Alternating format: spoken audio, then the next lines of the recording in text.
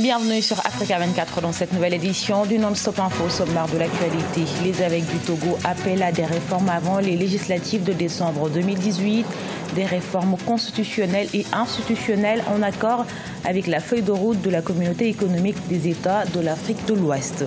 Au Gabon, la Banque africaine de développement accorde un appui budgétaire de 65 milliards de francs CFA. Objectif, soutenir les réformes engagées par le gouvernement pour rétablir la stabilité macroéconomique et redresser les finances publiques. Et 227 millions de dollars, c'est le montant du prêt accordé également à l'Afreximbank par la Banque européenne d'investissement, une enveloppe destinée à financer des projets liés au commerce et aux énergies renouvelables dans 40 pays africains. C'est une sorte d'alerte que sonne la conférence des évêques du Togo à l'approche des élections législatives du 20 décembre prochain. Le clergé appelle à des réformes avant le scrutin, des révisions en accord avec la feuille de route de la communauté économique des États de l'Afrique de l'Ouest. Les précisions de Marcel Farba-Maroun. Des réformes constitutionnelles et institutionnelles, c'est ce que réclament les évêques au Togo, ce avant les élections législatives prévues le 20 décembre 2018. Il faut dire que cette démarche répond à la feuille de route de la CEDEAO, Communauté économique des États de l'Afrique de l'Ouest, et appelle à des changements dans la manière de gouverner et de pratiquer la politique dans le pays.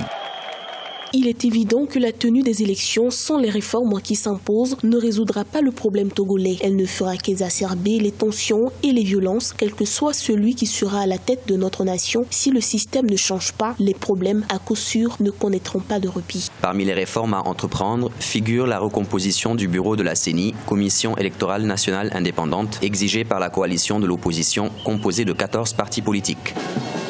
L'idéal aurait été qu'on fasse tranquillement ces réformes-là et après on fixe de manière consensuelle de nouvelles dates pour les élections. Mais étant donné les enjeux pour le pouvoir, ils ont tout fait pour que la C14 se fâche et ne participe pas aux élections. Étant donné que les partis politiques sont plus d'une centaine dans le pays, on va trouver certainement des comparses pour aller à ces élections-là et donner un semblant de légalité, mais ça ne résout aucun problème dans le pays. Ce mercredi, le nouveau projet de loi du gouvernement doit être étudié par la commission des lois avant d'être soumis dans les prochains jours aux députés. En rappel, l'opposition parlementaire avait rejeté en septembre 2017 un texte non rétroactif qui permettrait au président Faure Gnassingbé de se représenter en 2020 et en 2025.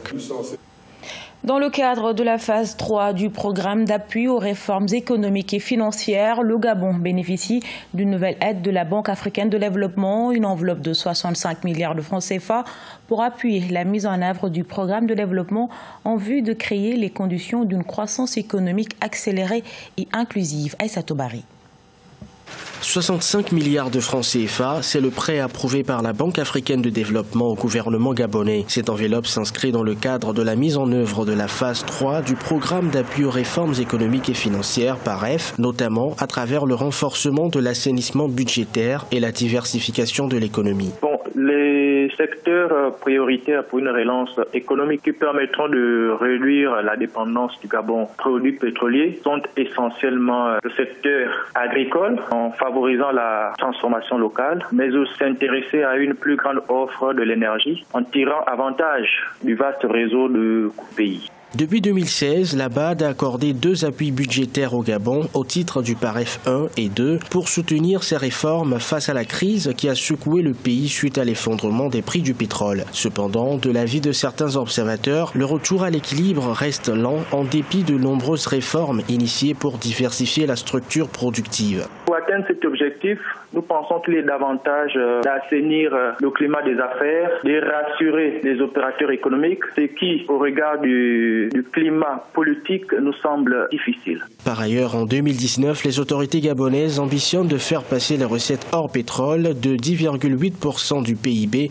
à 11,7%, rendre excédentaire le déficit budgétaire, maîtriser le niveau de l'endettement public, poursuivre l'amélioration du climat des affaires et développer les partenariats publics-privés. La Banque européenne d'investissement a octroyé une facilité de prêt de 227 millions de dollars à la Banque africaine d'import-export Afreximbank. Ce montant devrait être investi en faveur de la lutte contre le réchauffement climatique, le commerce intra-africain et la création d'emplois dans 40 pays du continent. Mathilda Diaby.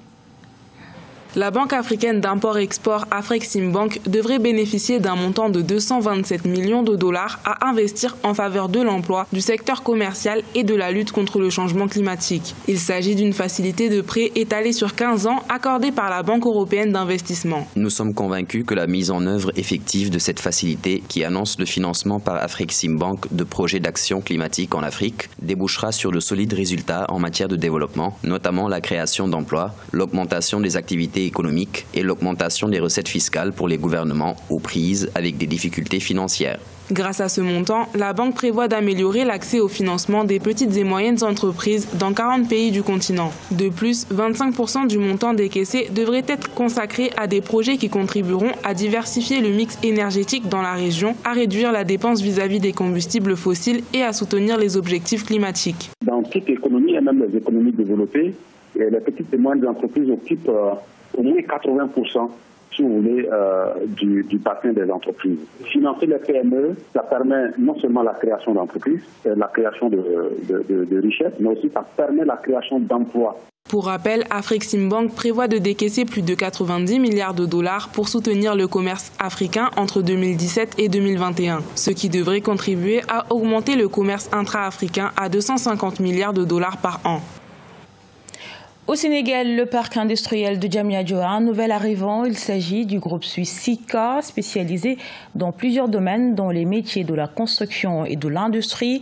La nouvelle installation est une opportunité pour de nombreux Sénégalais. Marcel Farbamaroun. C'est ce lundi 26 novembre 2018 que le groupe suisse Sika a procédé à l'inauguration de son usine au Sénégal, SIS à Diamniadio. L'entreprise, spécialisée dans la production de matériaux de construction, est présente dans 94 pays avec plus de 170 sites de production et de vente. Le groupe Sika, qui est un groupe qui a plus de 100 ans d'histoire, a démarré en Suisse et s'est développé depuis cette période à travers le monde. Le groupe a un chiffre d'affaires qui dépasse les 6,5 milliards de francs suisses en 2017. Le groupe Sika propose des prestations relatives à l'étanchéité, au collage, à l'insonorisation de renforcement et de protection des structures qui offrent de nombreuses possibilités dans les métiers de la construction et de l'industrie, notamment dans l'automobile et le matériel de transport. Elle est structurée autour d'une usine de production d'adjuvants de béton et mortier, ce qui nous permet d'être très réactifs et de pouvoir satisfaire la demande de la clientèle dans les 48 heures. Nous disposons aussi d'un laboratoire de dernière génération qui veille à la qualité des produits fabriqués au Sénégal. Dans nos offres de services, nous tenons à accompagner les clients en leur proposant des formulations optimales et économiques ainsi qu'un support technique. La décision du groupe Sika de s'implanter au Sénégal est en phase avec le cadre de référence de la politique de l'État dénommé Plan Sénégal émergent. Ce dernier a pour objectif d'impulser les centres urbains par un potentiel économique significatif, en partie grâce aux projets d'infrastructure. Ils sont venus de tout le continent. Plusieurs designers ont exposé leurs œuvres d'art à l'exposition Vente Design Kitoko. C'était du 13 au 24 novembre 2018 à Brazzaville, la capitale congolaise. L'événement a permis au public de découvrir des œuvres d'art environnementales dont certaines sont le résultat du recyclage d'objets plastiques. Reportage de notre correspondant Deva Panzo.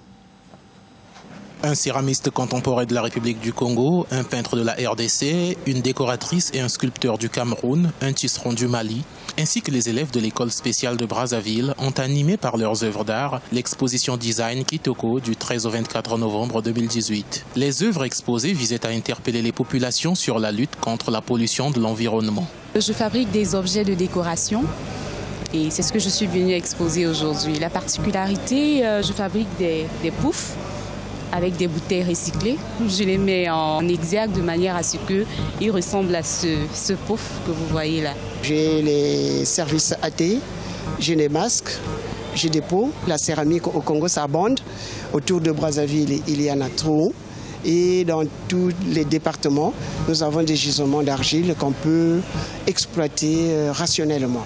Les organisateurs de l'exposition Vente Design Kitoko ont voulu montrer le savoir-faire des artistes africains dans le but d'inciter le public à consommer local tout en participant à la protection de l'environnement. Nous avons beaucoup d'œuvres qui peuvent et qui doivent être consommées locales parce qu'elles sont durables, elles sont très très belles, bien soignées.